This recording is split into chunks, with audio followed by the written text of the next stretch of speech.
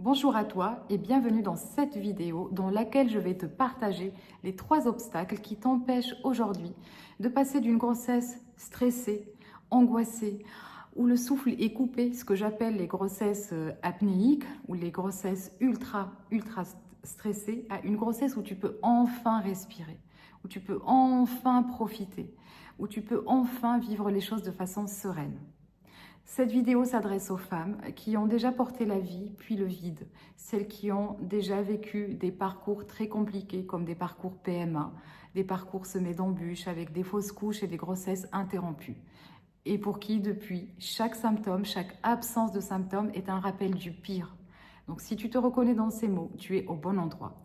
Je suis Salma, je suis coach et thérapeute et j'accompagne aujourd'hui les femmes comme toi à vivre leur grossesse de façon beaucoup plus sereine, beaucoup plus alignée, beaucoup plus connectée. Cette grossesse tant méritée, tant désirée et tant attendue. Je sais que tu voudrais vivre ta grossesse comme ces femmes pour qui tout semble beaucoup plus simple, beaucoup plus léger, qui arrivent à avoir des enfants facilement, qui en ont même plusieurs et qui pendant leur grossesse, elles rayonnent, elles profitent, elles se prennent en photo. Alors que pour toi, tout semble beaucoup plus compliqué. Ok, tu continues à vivre, mais tu as arrêté de respirer de l'intérieur. Chaque symptôme, chaque absence de symptômes te stresse et te met dans un état d'angoisse intense. Tu voudrais te réjouir aujourd'hui, sauf que tu n'y arrives pas. Et tu sais très bien que ce n'est pas uniquement de l'anxiété, que c'est beaucoup plus que ça. C'est un mécanisme de survie qui tourne en boucle et qui t'empêche aujourd'hui de vivre ta grossesse rêvée, ta maternité rêvée, ton désir de grossesse rêvé. Et il y a 3 obstacles qui t'empêchent de sortir de cette boucle-là, de cette boucle de survie. Ces 3 obstacles, je les retrouve chez 100% des femmes que j'accompagne aujourd'hui. Le tout premier, c'est le mental qui est ultra fort, mais qui est extrêmement figé. Je m'explique.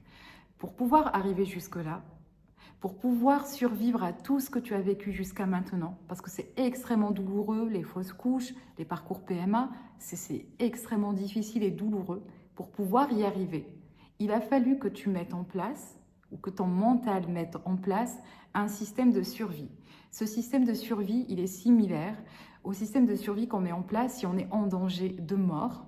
Oui, je dis bien en danger de mort, dans une jungle, dans une forêt, pendant une guerre, pour pouvoir survivre. C'est équivalent à ça. Donc tu comprends bien que ce système est très fort et très puissant. Et c'est ce qui t'a permis d'arriver jusque là.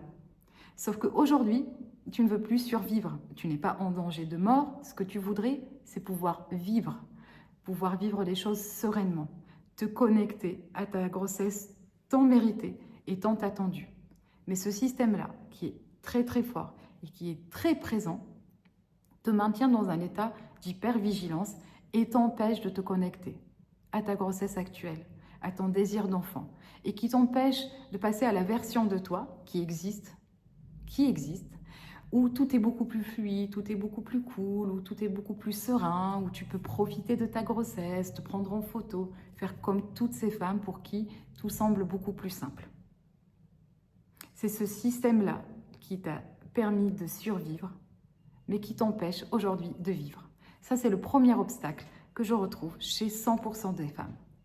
Le deuxième obstacle, c'est que tu as vécu des choses tellement difficiles, tellement compliquées, qu'il t'a fallu shifter, passer tout de suite à l'étape d'après, le plus rapidement possible, parce que c'est très douloureux de vivre tout ça. Ça, on ne va pas l'enlever. La douleur, elle est immense. Et pour pouvoir passer à l'étape d'après, il a fallu que tu fasses ça rapidement. Tu as fait comme tu as pu, ok? Sauf qu'après, quand tu tombes enceinte ou quand tu es sous les effets des hormones, dans un parcours PMA ou autre, toutes tes barrières que tu as mis en place, il y a tout qui s'effondre en fait. Il y a tout qui tombe et tout ce que tu as gardé à l'intérieur de toi, tout va exploser. Tout va revenir en pleine face. C'est pour ça qu'on retrouve des grossesses très stressées, très angoissées, très figées comme ça, où pendant ces parcours PMA, on va ressentir de l'injustice, on va ressentir de la colère, on ne se sent pas bien, on n'est pas dans le flow, on n'est pas... Bien évidemment que c'est très compliqué, parce que tout ce qu'on a laissé à l'intérieur, qui veut sortir, reste à l'intérieur de nous, mais qui bougent. Et du coup, ça nous empêche de passer à l'étape d'après, c'est-à-dire à nous sentir complètement sereine. Alors, peut-être pas complètement, mais déjà un peu sereine, ça serait bien. Ok? Donc ça, c'est le deuxième obstacle que je retrouve également chez 100% des femmes que j'accompagne. Et le troisième obstacle, qui est ultra logique, on est d'accord, c'est la confiance en soi et la sécurité intérieure.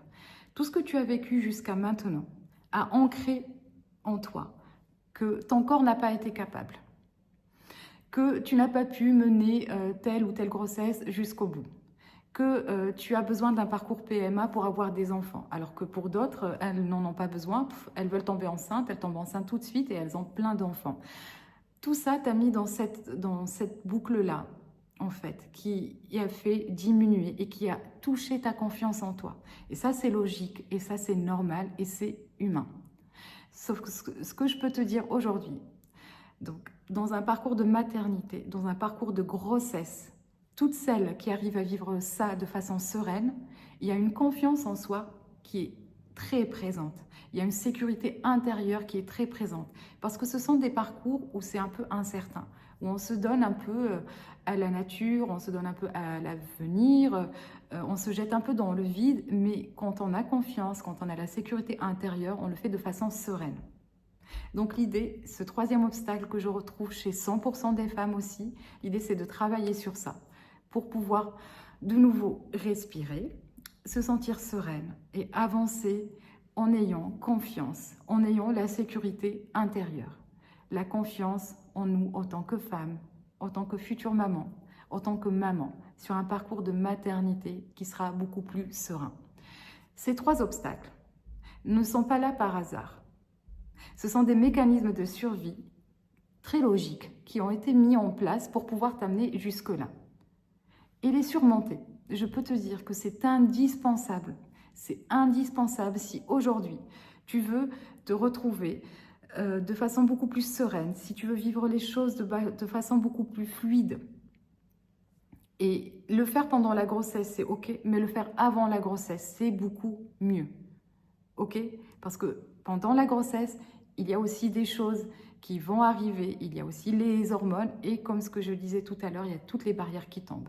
Mais l'idée, c'est de travailler sur ça pour pouvoir profiter d'une grossesse tant méritée, tant désirée, de façon beaucoup plus sereine. Pour celles qui veulent aller plus loin et qui veulent travailler sur ces obstacles, comme les femmes que j'accompagne et qui arrivent aujourd'hui à passer d'une grossesse très angoissée, très stressée, que j'accompagne dès le premier trimestre ou le deuxième trimestre et qui arrivent à vivre les choses de façon plus sereine et à profiter de ce moment important dans une vie. Si tu veux aller plus loin et faire comme toutes ces femmes, je t'invite à prendre un rendez-vous avec moi de 10 à 15 minutes, un appel privé où on va pouvoir faire le point sur ta situation et voir ce qu'on peut faire ensemble.